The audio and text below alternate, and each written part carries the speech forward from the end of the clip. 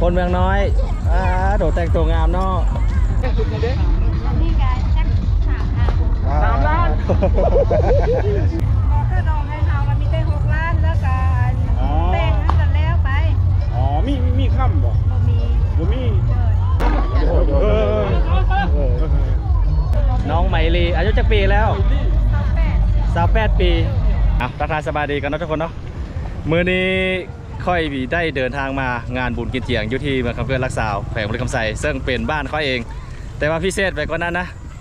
มี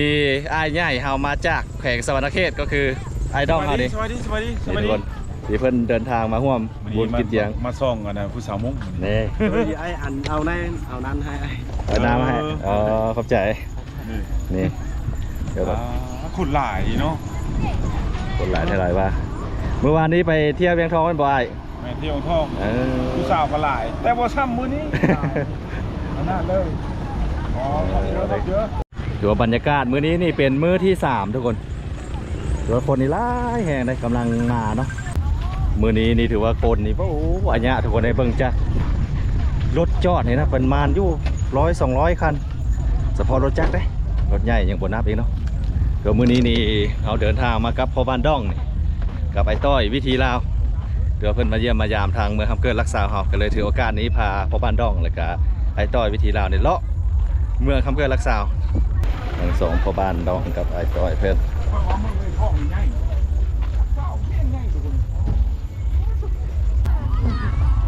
นี่ได้ทุกคนได้มื้อนี้นี่โอ้ยคนหลายไทยหลายว่าเต็มเราจะไปเบิ่งมุมสูงกันนะจุดนี้นี่มันสิเห็นแหนมเบิดเห็นเบิดคูมองเนาะท่านผู้ชมที่จะมาเบิ่งท่าเบิ่งงัวซนนี่ปุดอ๋อโถเต็มมาเยอะเลยหลายไทยหลายว่าได้มื้อนี้นะถือว่าสนามแห่งนี้นี่เป็นห้องแต่เชียงขวางทุกคนเป็นอีกหนึ่งสนามที่ใหญ่แต่คนละก็หลายแห่งเนาะมันเป็นงัวที่กระเจ้ากำลังจะเอามาแข่งขันงัวโซนนี่เบิ้งผู้ชมนี่ป่านคล้ายๆกับการแข่งงัวกระทิงอยู่ทางประเทศนี่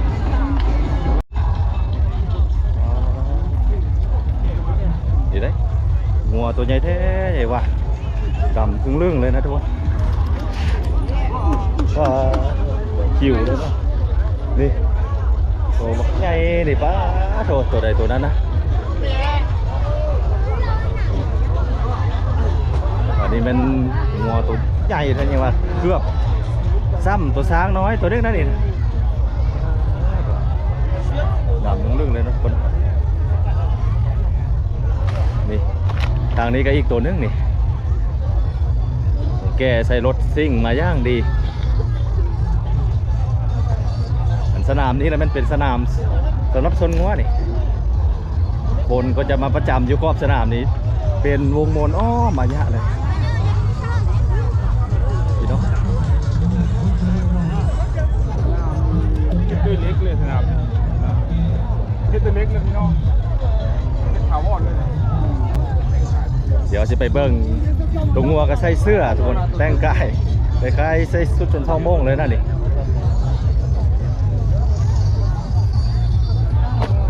นี่เนาะนี่เป็นนี่ครับนี่นะทุกคนโอ้นี่ใส่ชุดแบบงามๆเนาะโอ้ใส่เสื้อให้เลยเนาะโอ้ยคาเกลีอันนี้นะใส่เสื้อเลย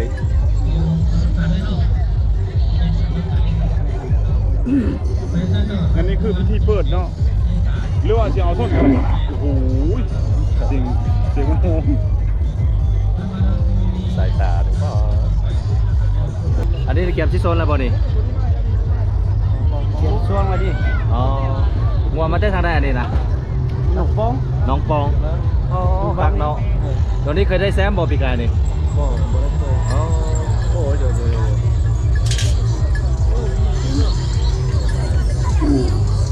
บิ่งผู้ชมนี่ล่ะอะไรวะนี่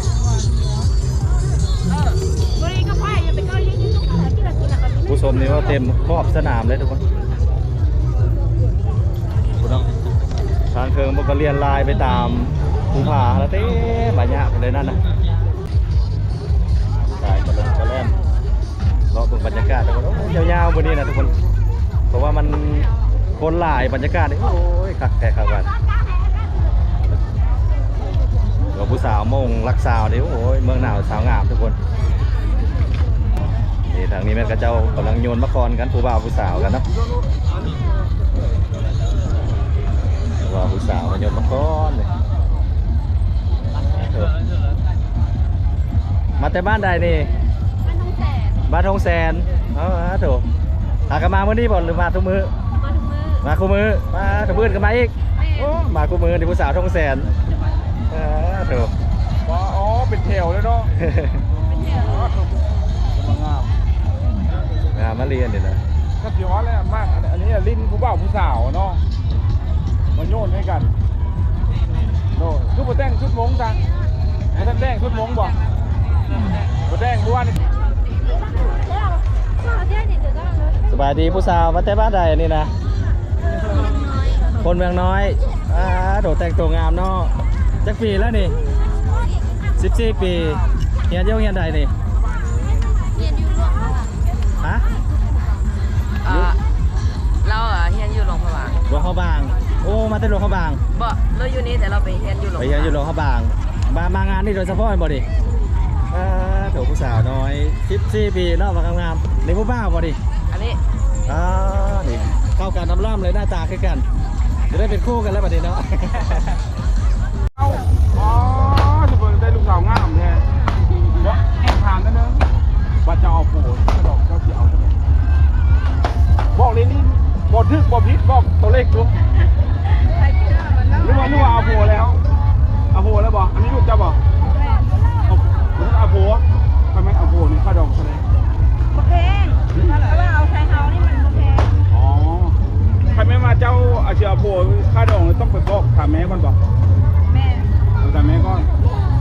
ค่าดองแสดงว่าบอกอีดู เจ้านะ ฮะ พอค่าดองให้เฮามันมีแต่6 ล้านแล้วก็แบ่งให้กันแล้วไป อ๋อมีค่ำบ่ บ่มี บ่มี เลย มี ท่านบ่มีถ้าว่ามีแล้วก็บ่เอา6 ล้านแล้วก็3เงินอัน 3ค่ำเงิน โอ้ แล้วแต่ขาให้เดินนั้นเขาเจ้าตีก็อัน6 ล้านนั้นแล้วไป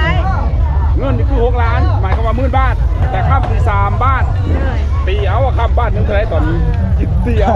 40 กว่าล้าน บ้านนึงค่ำนึง40 กว่าล้านไรเอาเนาะมีงัวมีควายบ่บ่มีอ๋อ อันที่เอาโพตอนไหนที่เอาโพแล้วบอก อ๋อ ตอนนี้อายุกี่ปีแล้วขอโทษ15 ปียังอีกหลายปีจังที่เอาโพเนาะ ยัง ยังเฮียนอยู่อ๋อ โดยเขาเจอเด้อ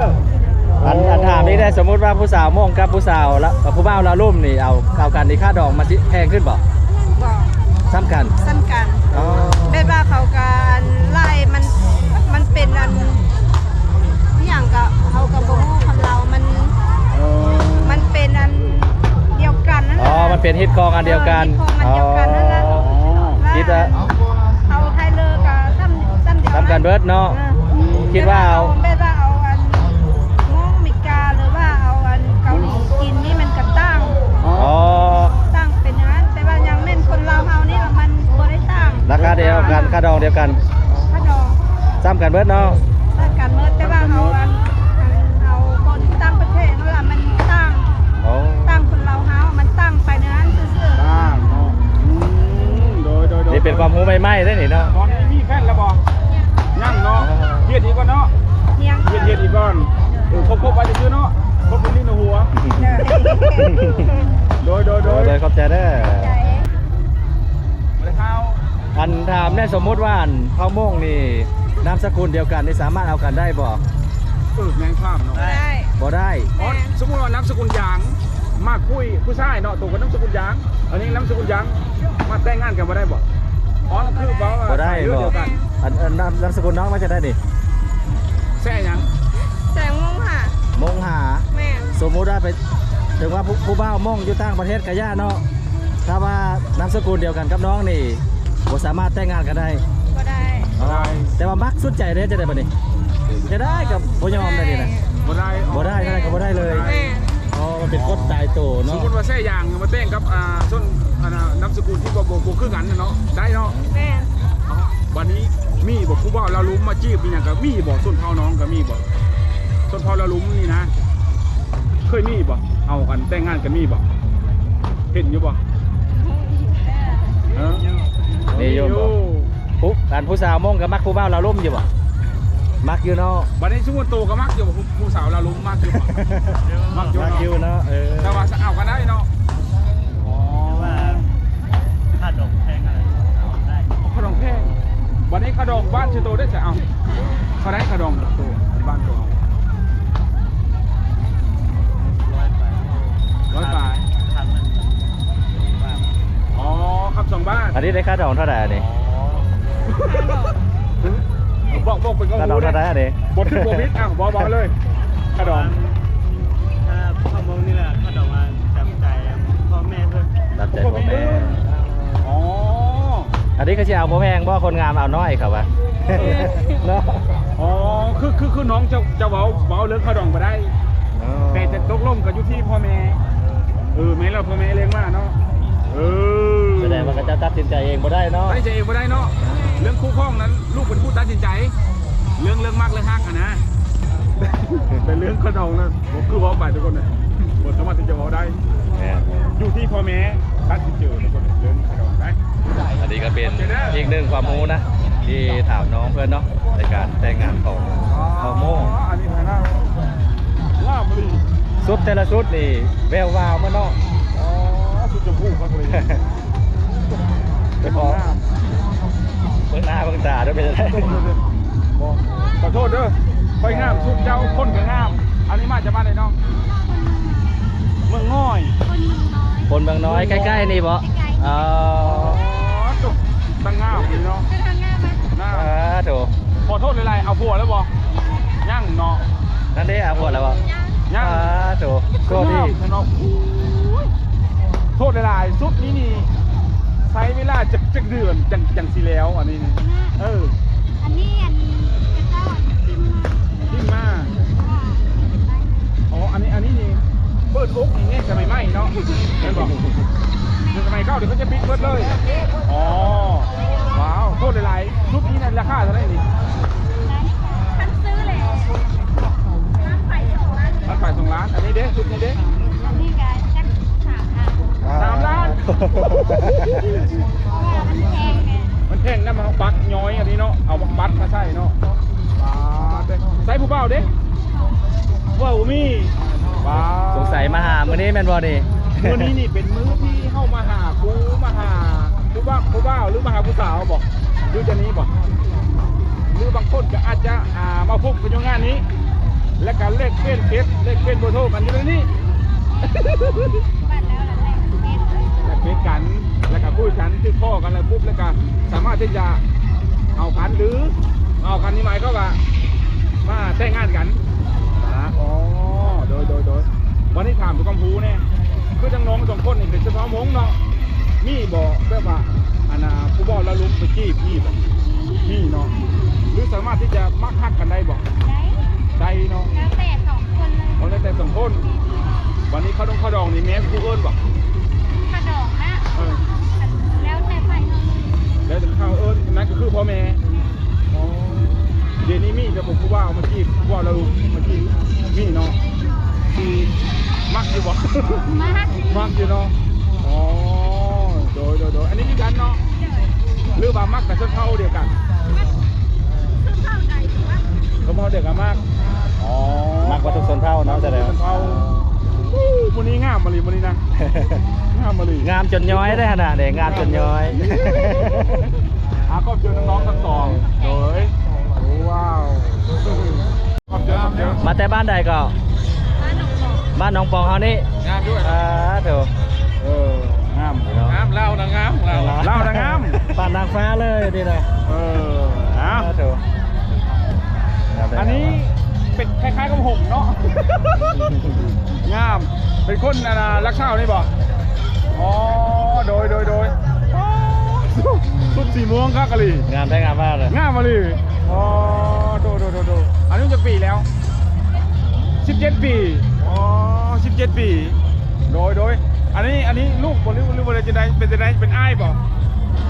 เป็นแฟนบ่จังได๋ เป็นอ้าย เป็นอ้าย อ๋อลิ้นกับอ้าย โดย อ้ายมาเลยนะ นี่อ้ายเพิ่นโดยขออนุญาตถามสุดอันนี้นี่เท่าใดสุดอันนี้งามกว่าได้ก็ดออ๋อสุดนี้2,500,000เลย สองล้านห้าครับเอาตัดเองบอกเลยว่าเศร้า ไปซื้อเอา ซื้อเลย2 ล้านปลายพุ่นน้อง งามขอเจอเด้อโดย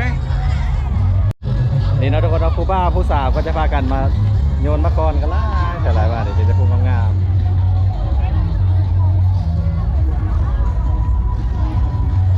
งามแท้งามว่าเบิ่งผู้ใดก็ได้เกี่ยงไปร้อยทุกคน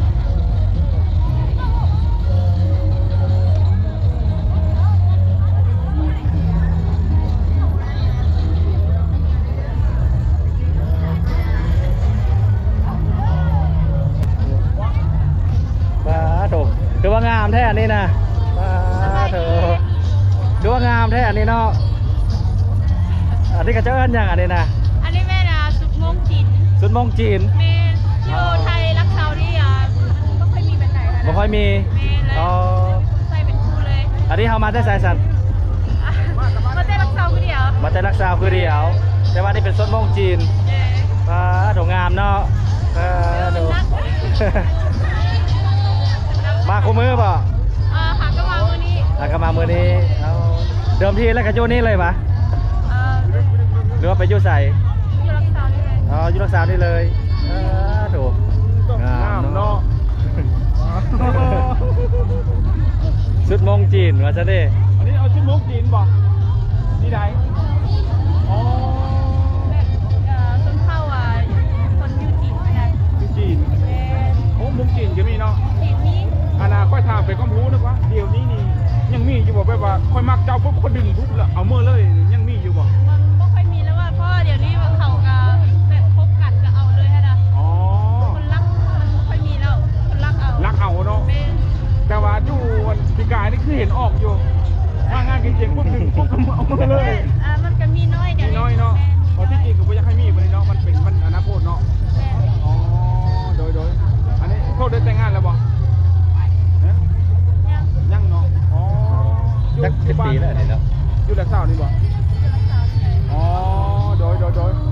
ขอถามนี่แน่บ้านเจ้ามีบ่ว่าผู้ชายผู้หนึงสามารถเอามีดได้3-4 คนนี่ยังมีอยู่บ่เดี๋ยวนี้ ก็มีแล้ว บ่มีแล้วเนาะบ้านเขามี บ่มีเนาะโดยเกิดสมัยก่อนมีเนาะ มี อ๋อโดย งามไม่เละ ขอบใจเด้อโดย งามแท้งามมากเนาะ อ๋อสามพี่น้อง ตามไม่น้องนี่ โยกคือกันเนาะ อ๋อคือกันแท้อันนี้เนาะ อันน่ะ นี่อันนี้ไม่เป็นต้นเป้าโม่งจะเป็นโม่งจีนทุกคนนะเป็นต้นเป้าเนื้อที่หายทางจะหายยากนะ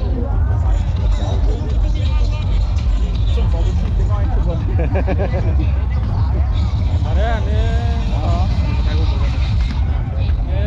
2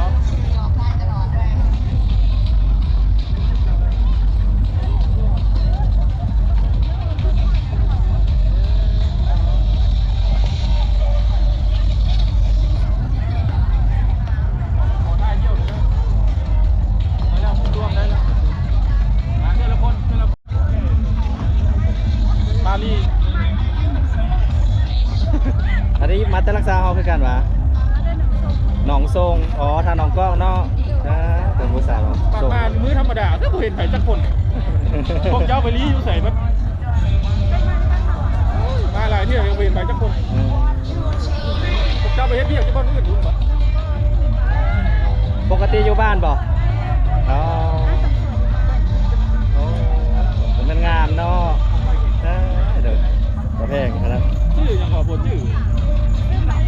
ไหมลี่น้องไหมลี่อายุจักปีแล้ว28 ปีมีแฟนแล้วบ่มีแล้วดูอันนั้นน้องสาวบ่มู่นี่ยังคือกันแท้ทัน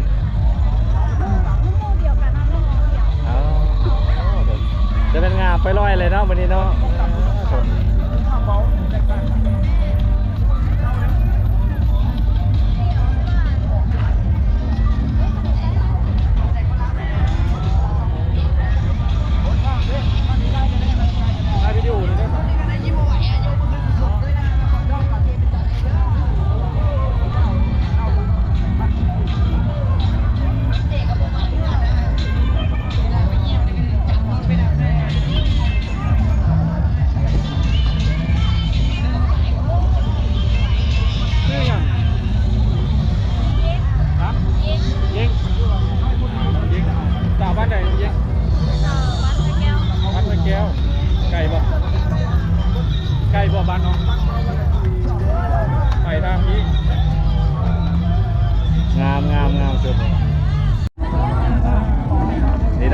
เป็น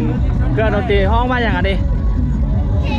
แคนนะอ๋อแคนทองม่องเนาะนี่อันนี้เป็นทีมงานจากโรงเรียนมสนครไทยมาสิรอมาดิ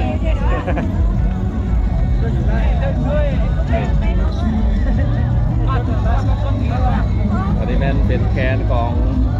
สวนทองม่อง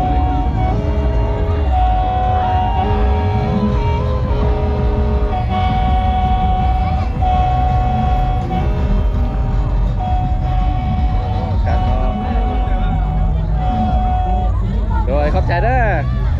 ขอบใจนี่เป็นเครื่องดนตรีที่ฮิตที่สุดสนทองเมยสุนทองม่งนะทุกคนป้าทุกคนนี่งัวนี่ใหญ่แท้เลยมาดิเป็นระยะเนาะ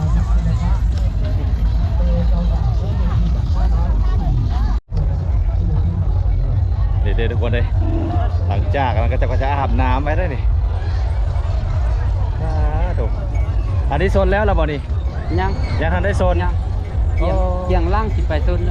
อันก้อนที่โซนนี่เขาต้องล้างก่อนปะล่างคือไก่ตีอ่ะล้างคือไก่ตีนี่มันสิให้ได้ใจมันเย็นขึ้นปะเลยจังไดมันบอกว่าไปซุนมันยังได้ทนดนนะอ๋อให้มันสบายตัวเนาะอากาศให้เย็นน้ำก้อนไปซุนเนี่ยทนดนมื้อนี้นี่หลายคู่เท่าบอก3-4 คู่มื้ออื่นหล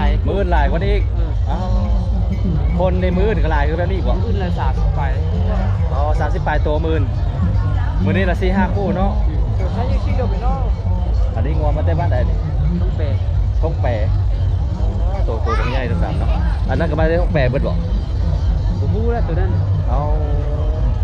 งัวทุกตัวนี่ประกบกันหมดวะหรือว่าเป็นคู่ไปคู่มันเด้อันราคางัวโซนนี่แพงบ่อยู่ตามตัวราคาแพงราคาถูกก็มีตามชุดนี่เท่าใดนี่ตัวนี้เราต้องเป็น60 ล้านขึ้นไปแล้ว60 ล้านขึ้นไปถ้าตัวใดโซนชนะนี่ราคามาสิค่าตัวที่สูงขึ้นอีกบ่เคยได้ยินเขาจะว่าตัวนึงนี่มีฮอต$10,000-20,000ก็มีแม่นบ่16,000 เหรียญอ๋อถูกอันนี้เป็นงัวบางตัวนึง$16,000เนาะหัวแพงเติบอันตัวเขาเคียนเขาเคียนให้อย่างเคียนให้ต้นเดียวแล้วมันทุ่งเขาโอ้มันบอกให้มันเจ็บแถวอันกลางอันนั้นมันเนาะคล้องไว้เนาะส้นตลอดอ๋อลายบ้านมาโฮมกันเนาะมึงเลย5 คู่มึงนึง5 คู่มึง5 คู่เป็น10 ตัวแล้วท่านนะอ๋อโดยอันนี้แม่นหมดเลยเดี๋ยวเพิ่นเอาเข้ามามีการลุ่มกันบ่ชูนค่อยมักโง่ตัวนี้ปุ๊บค่อยก็ลุ่มได้เนาะอยู่ทั้งโลกเขาลงเองได้ทางเข้าในเขายังเพราะว่าเจ้าเอาตัวนี้แบบให้เอาตัวนี้มาลงเนี่ยเราลงกันเลยลงกันหลายปะแล้วแต่บอกเขาพวกกันมีเงินนี่เขาลงหลายได้เขาพวกยูนอกนี่แหละเขาลงหลายได้ค่าใจว่าเรื่องรางวัลอยู่ในโครงการนี้แหละมันประมาณ10 ล้านลงนี่แหละไหนได้รางวัลที่1อ๋อโดยเราลงกันข้างสนามนะหมดไหนดิที่นี่ให้น้ำนี่ถ้าเหลือจากคนตีมวยนะคล้ายใกล้ตีเนาะคล้ายตีเลยวันนี้ส้นนี่จักนาทียังออกมาบ่อันนาทีเลยจนชนะจนแพ้ไปชนะเลยตัวใดมันเล่นนะแพ้เลยนะอ๋อคือจบเลยวันนี้โอ้อ่านว่าแพ้เลยวายเจ้าซื้อกันนี่ราคาเป็นซ้ำนี่ยืดตับตัวที่ซุ่มเก้งตัวเก้งเอาไว้ตัวเก้งเนี่ยเขาซื้อแพงเลยเท่าไหร่ประมาณ70 ล้านเลยนะ80 ล้านแสนกว่าบาทเนาะตัวใดซุ่มเก้งเนาะตัวใดซุ่มเก้งเนี่ยประมาณอยู่20-30อันนี้เอาลงแล้วบ่ได้อ๋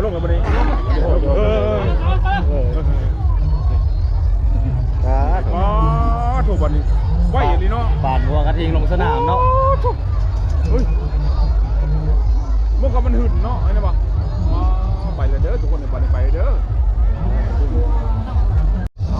กีฬาชนงัวนี่เขามักแหงบ่บ่ค่อยมักแต่ว่ามาเบิ้งเนาะมาทั้งผู้ใดมาเนี่ยมากับแฟนอ๋อตัวจักปีแล้วนี่14 ปีเฮียนอยู่ไสบ่เฮียนแล้ว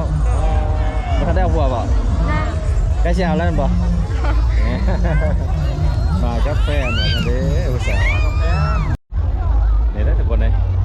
ตอนนี้งัวส้นกันเรียบร้อยแล้วเนาะคือสิแม่นตัวนั้นน่าได้นะ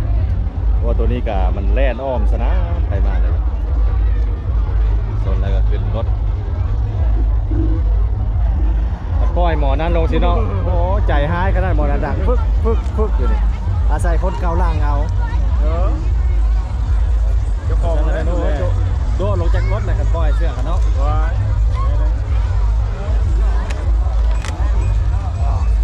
ตัวนี้ได้เนาะได้เมื่อกี้เนาะเดี๋ยวเบิ้งหุ้นมันกระต้านกันอยู่ได้ ตักปลาเดียว บนก็เริ่มบอกเราได้ประเดี๋ยวนะโอ้แตกเครื่องเลยประเดี๋ยวเนาะ โอ้หมดเลยดิ เบิร์ดแล้วเบิ้งนี่นะเบิร์ดเดียวข้างสนามว่างเปล่าเลยจากโซนแล้วก็เมื่อได้ประเดี๋ยวเนาะโซนแล้วก็กลับบ้านทุกคน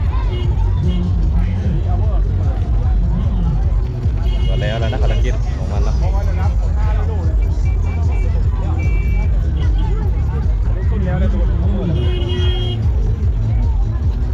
อ้หมดตกใจเลยเนาะ เอาเนาะทุกคนเนาะนี่ก็คือบรรยากาศงานบุญกินเจียงอยู่ที่เมืองคำเกยรักษาฝ่ายบริคำใสเนาะถือว่ามื้อนี้นี่คนหลายแท้หลายบาทถือว่างานบุญกินเจียงคราวนี้ยังอีก 2-3 วันเนาะข้างหน้าเพราะว่ามื้อนี้ก็เป็นมื้อที่2 ที่ 3แล้วนะเขาจะได้เดินทางกลับก่อนทุกคน